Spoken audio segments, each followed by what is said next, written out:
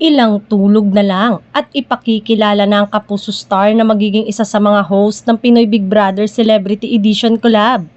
Isa sa mga sorpresang handog ng bagong collaboration project ng GMA at ABS-CBN ay ang pagsasama-sama ng Kapuso at Kapamilya Stars bilang housemates. Bukod dito, sinabi rin ni Big Brother sa isang panayam na meron ding collaboration na magaganap sa host ng pinag-uusapang teleserye ng totoong buhay. Sa post ng GMA Network, inilabas ang isang art card kung saan nakalagay na merong Kapuso host ang bahay ni Kuya. Exciting news! Sa kauna-unahang pagkakataon, isang Kapuso host ang magiging bahagi ng Pinoy Big Brother. Sino kaya siya? Abangan ngayong linggo sa All Out Sunday.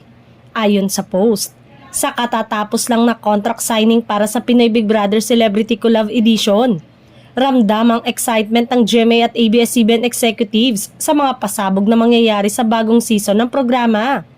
Bago ang most awaited revelation tungkol dito, patuloy na pinag-uusapan ng Pinoy viewers at netizen kung sino sa kanilang iniidolos na Kapuso actor o actress ang tinutukoy ni Kuya.